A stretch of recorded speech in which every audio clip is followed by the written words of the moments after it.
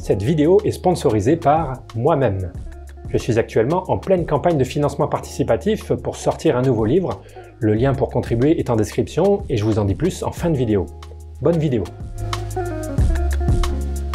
Imaginez que vous puissiez réunir dans une même pièce 100 de vos intellectuels contemporains préférés. Ce que vous voulez. Des scientifiques, des artistes, des philosophes, des entrepreneurs. Vous les enfermez à clé et vous leur donnez une consigne simple. Qu'ils se posent les uns aux autres les questions qui tournent dans leur cerveau, qui les empêchent de dormir la nuit, sur lesquelles ils essaient de faire progresser la connaissance.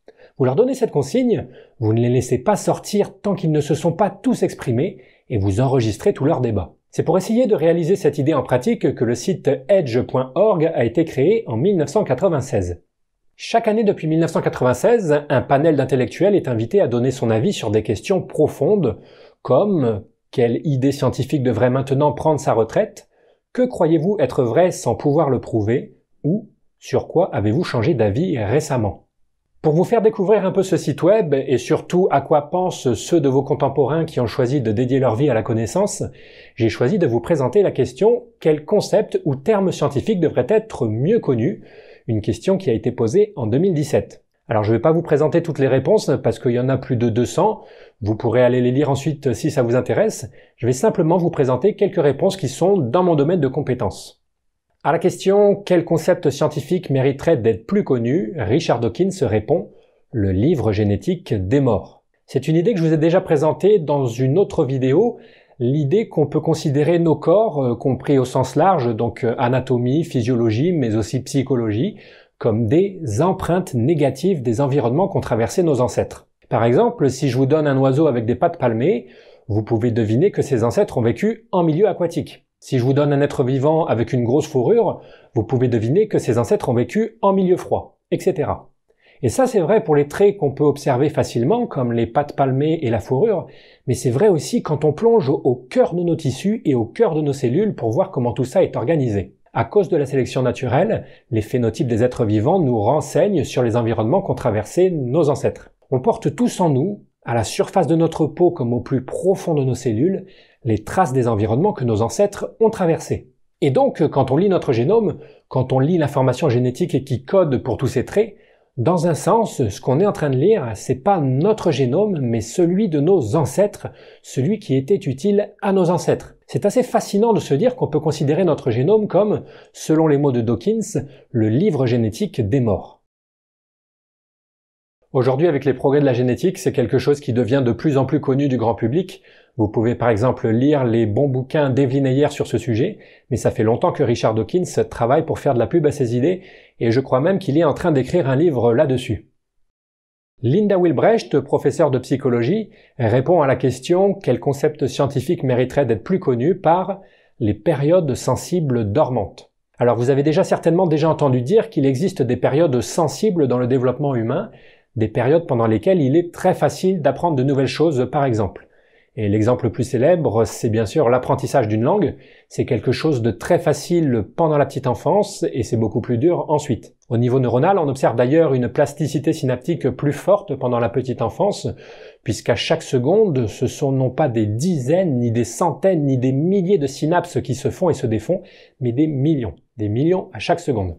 Et ensuite, en grandissant, la plasticité du cerveau va normalement en diminuant, mais ce sur quoi Madame Wilbrecht insiste, c'est que sur certains aspects, il est possible que cette plasticité réaugmente par la suite. Comme elle le dit elle-même, le cerveau peut garder en réserve des périodes de sensibilité et ne les dévoiler que quand c'est approprié. On pense que des années d'évolution ont façonné le développement du cerveau pour qu'il ne soit pas seulement dépendant de l'environnement, mais aussi programmé pour attendre certains environnements. C'est-à-dire que le cerveau pourrait être dormant jusqu'au moment voulu. L'exemple qu'elle donne d'une telle période sensible retardée, c'est l'adolescence, qui est une période où, probablement, notre cerveau redevient beaucoup plus plastique que sur certains aspects. Madame Wilbrecht fait correspondre ces périodes de forte plasticité à des périodes où on quitte la protection de ses parents pour explorer le monde et où on devient parent. Et elle donne aussi des exemples de plasticité dans d'autres espèces, comme chez les criquets, qui, s'ils sont exposés à des araignées pendant leur développement, deviennent meilleurs pour survivre aux araignées une fois adultes. Il y a 3 choses que je trouve très intéressantes dans ce qu'elle raconte, au-delà de cette idée de période sensible qui ne démarre pas forcément au tout début de la vie, mais peuvent s'ouvrir et se fermer à différents moments de notre vie. La première, c'est que même si elle n'est pas psychologue évolutionnaire mais neuroscientifique, ça ne l'empêche pas de faire ce que j'ai appelé dans une vidéo de la psychologie évolutionnaire au sens large. C'est-à-dire qu'elle va faire appel à des explications évolutionnaires pour donner du sens à ses observations. Même si Madame Wilbrecht ne se sert pas de la théorie de l'évolution pour faire des prédictions a priori comme le font les psychologues évolutionnaires, elle s'en sert pour donner du sens à ses résultats a posteriori. Elle dit « Des années d'évolution ont sculpté le cerveau pour qu'il soit dormant jusqu'au moment voulu, quand on quitte ses parents, quand on devient mature sexuellement, etc. » Je dirais que la majorité des chercheurs en sciences cognitives et neurosciences aujourd'hui sont des psychologues évolutionnaires au sens large. Il n'est pas rare, par exemple, lorsqu'ils présentent leurs travaux, de les voir démarrer ou terminer avec une diapositive évolutionnaire, par exemple dans cette conf de Stanislas Dehaene. Notre cerveau humain s'appuie sur des compétences anciennes dans l'évolution. Nous héritons de compétences et de représentations intuitives dans des domaines qui étaient ou qui sont toujours très importants pour la survie. La deuxième chose, c'est qu'elle illustre comment, lorsqu'on étudie d'autres espèces que les humains, on n'est pas tout le temps en train d'opposer le biologique et le social. Quand on s'aperçoit que des criquets sont impactés par la présence d'araignées ou d'autres congénères dans leur environnement, on n'en conclut pas que leurs comportements sont un truc entièrement social et que la biologie n'a plus son mot à dire pour les expliquer.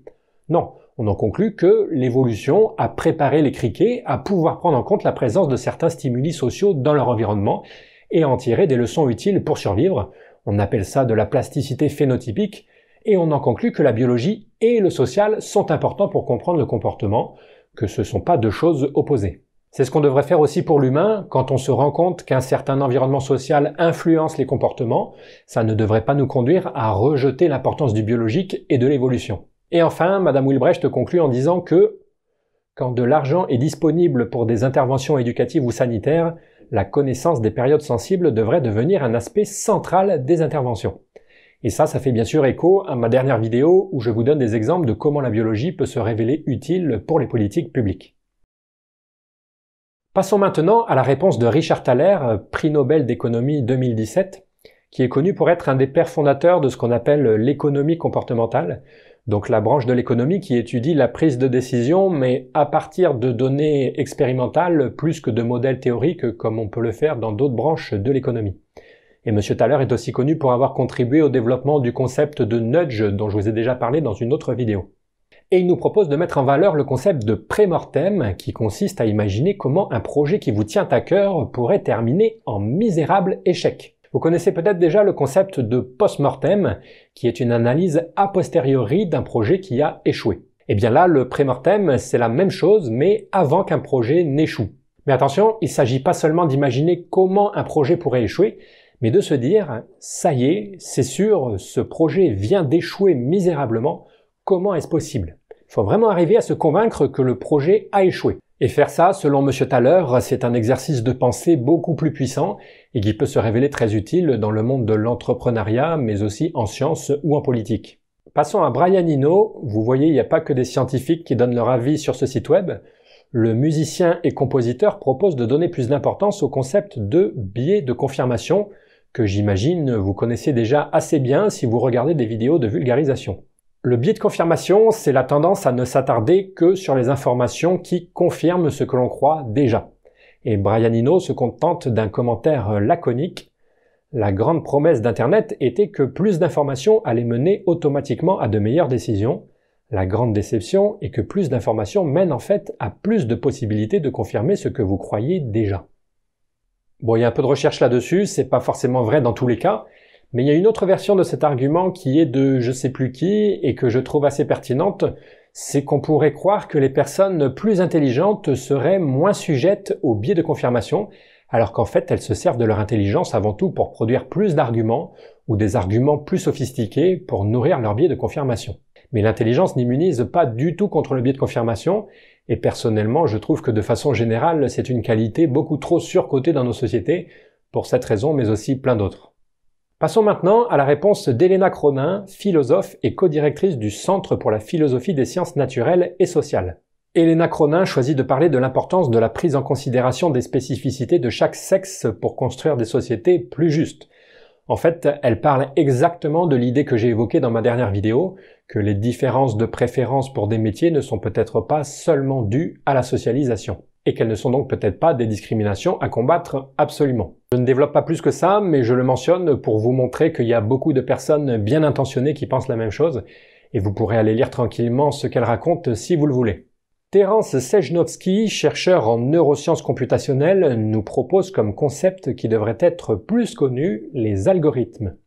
Il définit les algorithmes comme des recettes étape par étape qui nous permettent d'atteindre un but, et ces algorithmes sont partout, nous dit-il, dans nos ordinateurs évidemment, mais aussi dans la façon dont notre ADN dirige la construction de notre corps, ou dans la façon dont nos neurones changent leur connexion avec leurs voisins. Et M. Sejnowski nous parle aussi des recherches sur les automates cellulaires qui montrent que des comportements très complexes peuvent être obtenus à partir de règles très simples, à partir d'algorithmes très simples. J'ai choisi de mettre ce concept d'algorithme en valeur non seulement parce que je pense comme l'auteur que c'est un concept dont la puissance explicative n'a pas encore été complètement explorée, mais aussi parce que le mot algorithme est un mot que j'emploie souvent moi-même pour désigner les programmes que l'on a dans la tête, et que ça me vaut encore parfois de recevoir des commentaires moqueurs du type « Est-ce que ces algorithmes sont codés en Python ou en C++? » Mais vous devez savoir que c'est quelque chose de tout à fait banal en sciences cognitives de considérer que les opérations qu'effectuent nos neurones dans nos têtes puissent s'apparenter à des algorithmes. Si vous avez une définition abstraite d'un algorithme, comme celle de M. Sejnowski, de recette étape par étape qui dit comment atteindre un but, ou celle que j'utilise souvent de processus qui fait des calculs sur des informations reçues en entrée pour produire une sortie, c'est tout à fait adapté d'utiliser le mot algorithme ou programme pour parler de ce qui se passe dans notre cerveau. C'est pas quelque chose de spécifique à la psycho-évo, ça se fait en sciences cognitives depuis des dizaines d'années. D'ailleurs, on retrouve cette idée un peu plus loin chez quelqu'un d'autre, avec un chercheur en biologie de l'évolution qui affirme tranquillou en passant que notre cerveau n'est qu'une collection de molécules qui suivent les lois de la physique. Notre cerveau est simplement un ordinateur fait de viande. Donc il n'y a aucun mal à parler d'algorithmes et de programmes pour désigner ce qui se passe dans notre cerveau. Ça ne veut pas dire bien sûr qu'il n'y a aucune différence avec ce qui se passe dans un ordinateur, mais c'est pas erroné non plus si vous restez à un niveau abstrait de définition. Daniel Lieberman, qui fait de la biologie de l'évolution humaine, veut nous parler du concept de mismatch, qu'on pourrait traduire par concept de l'inadéquation ou concept de décalage. Inadéquation à quoi? Inadéquation à notre environnement. C'est l'idée que, sur certains aspects, l'environnement dans lequel on vit ne ressemble plus à l'environnement dans lequel on a évolué, et que par conséquent, on est probablement mal adapté sur certains aspects. C'est un concept évidemment important en psychologie évolutionnaire, je vous en ai déjà beaucoup parlé dans cette vidéo, mais c'est un concept aussi important en biologie de l'évolution en général, pour au moins 2 raisons selon M. Lieberman. D'abord parce que le mismatch, l'inadéquation, c'est une force évolutionnaire puissante qui transforme rapidement les organismes. Par exemple, quand l'alimentation de nos ancêtres a changé il y a quelques milliers d'années, pour passer d'une alimentation basée sur la chasse et la cueillette à une alimentation basée sur l'agriculture, le manque de vitamine D associé a fait que la couleur de peau des humains s'est éclaircie très rapidement. Ou en tout cas, c'est ce vers quoi tendent les recherches actuelles. Pendant longtemps, on avait pensé que l'éclaircissement de la peau des humains s'était fait progressivement il y a plusieurs dizaines de milliers d'années, mais ça pourrait en fait être quelque chose de beaucoup plus récent et abrupt dû à un changement d'alimentation, puisqu'on pense que les humains, il y a quelques milliers d'années, ou tout du moins un certain groupe d'humains, avaient encore la peau foncée en Europe. Et le concept d'inadéquation est aussi important pour M. Lieberman parce qu'il est probable qu'il explique beaucoup de nos maladies. Il note par exemple que chez les chasseurs-cueilleurs, une fois qu'on a réussi à survivre jusqu'à l'âge adulte, on vit généralement vieux, jusqu'à 68-78 ans, et que des maladies comme l'hypertension, les maladies du cœur ou le diabète sont quasiment inconnues dans ces populations. Ces maladies sont donc probablement en grande partie dues à nos environnements modernes, et elles peuvent être évitables si on arrive à changer ces environnements. Vient ensuite Jared Diamond, professeur de géographie et auteur à succès. Vous le connaissez peut-être, il a notamment écrit un best-seller qui s'appelle « De l'inégalité parmi les sociétés », un livre qui se trouve dans ma sélection de livres que je recommande à tout le monde. Et Jared Diamond, il propose de donner une place plus importante en sciences au concept de sens commun. Il raconte comment une fois, quand il était au lycée, sa prof de maths lui avait fait une démonstration en 49 étapes que tous les triangles sont des triangles isocèles. Cette conclusion est évidemment fausse, mais personne dans sa classe n'avait réussi à trouver pourquoi, ni à quel moment, dans les 49 étapes de la démonstration, se cachait la faille de raisonnement. En suivant chacune des étapes scrupuleusement, on arrivait bien à démontrer que tous les triangles sont isocèles. Je vous passe le détail technique de comment ça se fait, mais Jared Diamond évoque cette anecdote parce qu'il dit que parfois, en science, c'est la même chose. On se retrouve tellement impliqué dans les détails d'un raisonnement qu'on oublie de se rendre compte que la conclusion n'a aucun sens. Et il donne des exemples en archéologie et en physique, et il finit sur un provocateur. Comme Madame Bridges, notre prof de maths, nous l'avait dit, utilisez votre sens commun et ne vous laissez pas séduire par les détails.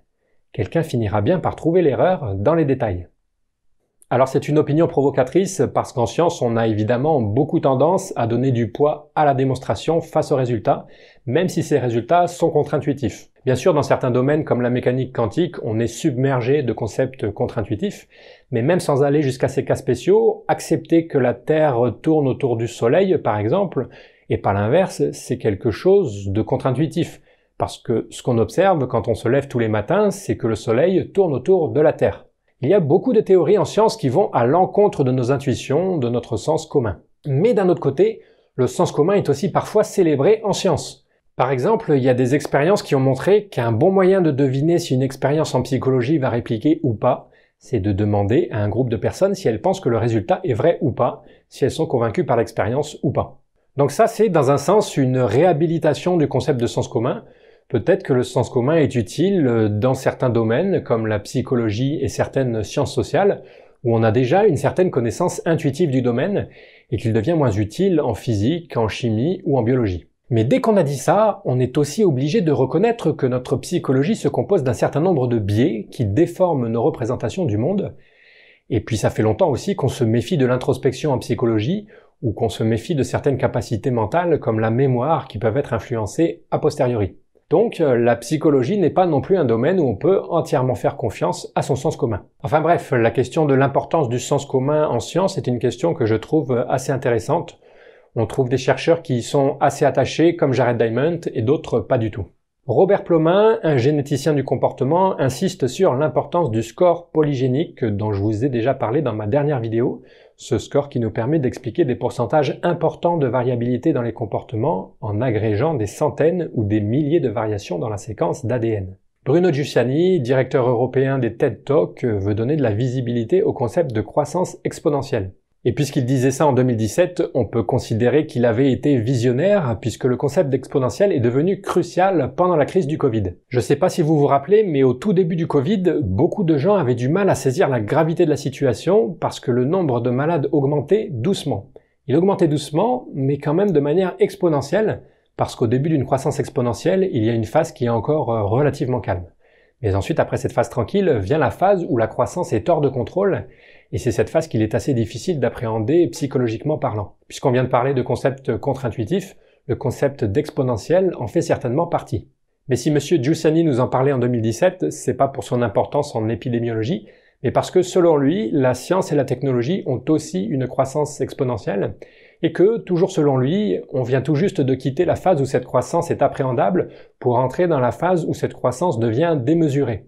Pour le pire comme le meilleur, c'est pas non plus un texte catastrophique. M. Giussani fait simplement remarquer que nos sociétés, nos gouvernements, nos institutions ne sont pas préparés à cette croissance exponentielle. Bon, perso, les angoisses sur notre capacité à gérer le progrès ne m'ont jamais trop convaincu. Et puis dans un monde où l'énergie va devenir limitée, le progrès ne va probablement pas continuer à croître de la même manière. Mais il est certain que ce concept d'exponentiel est un concept important qui devrait être mieux connu, comme nous l'a montré la crise du Covid. Et nous allons terminer avec Barnaby Marsh qui souhaite insister sur le concept d'humilité, humilité face à ce que nous ne savons pas, et humilité face à la possibilité de se tromper, même sur des choses dans lesquelles on a autrefois eu confiance. Comme il le dit lui-même, en ce moment même, quelqu'un quelque part dans le monde est en train de questionner quelque chose que nous tenions tous pour certain, et cela changera radicalement notre futur. Comme le disait l'entomologiste Richard Southwood à ses étudiants à la fac, rappelez-vous que peut-être 50% de ce que vous allez apprendre n'est pas tout à fait vrai, voire carrément faux.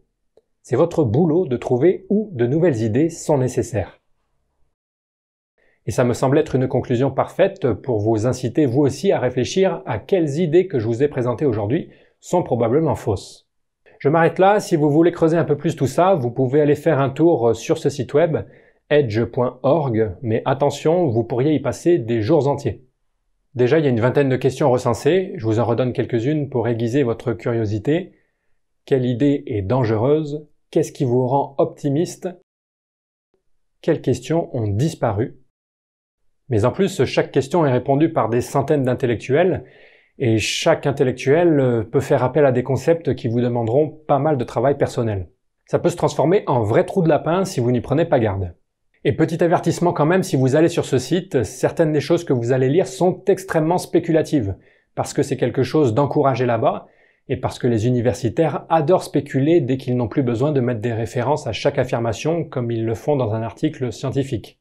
Donc attention, il n'y a rien qui vous assure que ce que vous allez lire sur ce site est vrai, ni même pertinent. Il y a des intellectuels qui sont complètement hors sol, et il y en a d'autres dont la discipline est engluée dans une crise de réplicabilité. Mais si vous arrivez à garder un peu de recul sur ce que vous lisez, vous devriez quand même passer un bon moment. Enfin, je termine en vous rappelant que je suis en pleine campagne de financement participatif pour publier un nouveau livre qui parlerait des questions éthiques et politiques autour des recherches sur la biologie du comportement humain, et en particulier de si ces recherches sont un obstacle au progrès social. Le but, c'est de produire une version améliorée de ma dernière grosse vidéo, mais ça ne pourra se faire que si on atteint les 500 précommandes, et à l'heure où je tourne cette vidéo, elles ne sont toujours pas atteintes. Alors si jamais un tel livre vous branche, ou si vous voulez faire découvrir ces sujets à vos proches, le lien pour contribuer est en description. Merci d'avance.